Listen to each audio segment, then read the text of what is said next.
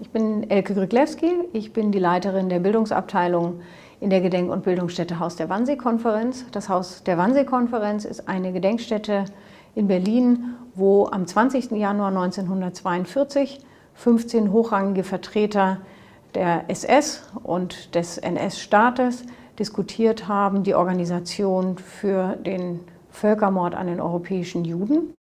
Wenn bei der Bearbeitung des Nationalsozialismus oder der Verfolgungsgeschichte im Nationalsozialismus Jugendliche auf den Nahostkonflikt anspringen, dann ist es, glaube ich, als erstes wichtig zu erkennen, was ist die Motivation. Ist es eine reale Frage? Ist es ein reales Interesse? Und wenn man das identifiziert als eine reale Frage, ist es, glaube ich, sehr, sehr wichtig, auch wirklich zu reagieren und darauf einzugehen, wo vielleicht tatsächlich Menschenrechtsverletzungen passieren, das aufgreifen, aber sehr deutlich die Unterschiede machen. Also es muss, glaube ich, sehr klar werden, dass es da riesige Unterschiede gibt, ohne zu verschweigen, dass es zum Beispiel im Gazastreifen zu Menschenrechtsverletzungen kommt. Das ist, glaube ich, ganz zentral. Es kann aber auch sein, dass Jugendliche gar nicht wirklich wissen wollen, was da passiert und die Motivation eine andere ist. Und dann kann man auch sehr schnell die Bühne kippen und fragen, warum ist es dir denn so wichtig, dass das Gleiche ist? Und dann die Diskussion auf eine andere Ebene ziehen.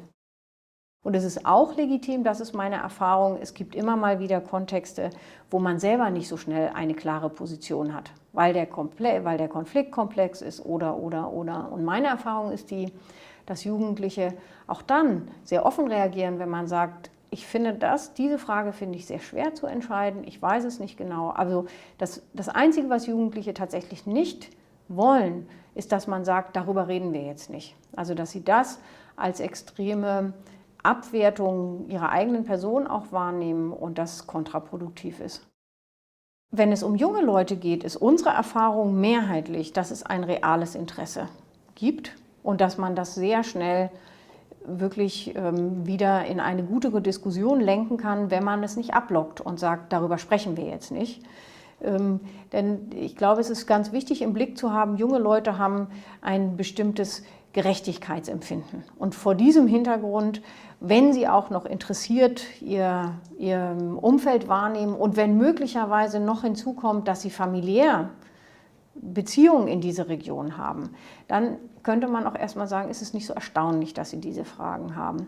Und in dem Moment, wo man sich sachlich darauf einlässt und Antworten gibt, dann ist unsere Erfahrung, dass sich das Ganze produktiv lösen lässt. Also ein Beispiel für eine Grauzone. Aber das ist also da ein Beispiel, wo eben ganz deutlich wird, dass man weitersprechen muss. Es kann so eine reflexartige Äußerung von Juden geben, die Juden müssen weg. Palästina gehört den Palästinensern, die Juden müssen weg. So, das ist eine hochgradig problematische Äußerung. Trotzdem in einem pädagogischen Kontext kann ich die Situation haben, dass ich dann weiter diskutieren muss und dass ich im Gespräch die Jugendlichen dazu bringe, nachzudenken, was sie da wirklich gesagt haben. Nämlich, dass, wenn ich es übertragen würde auf den deutschen Kontext, ich dann sagen würde, naja, alle Türken in dritter Generation müssen aus Berlin weg und so.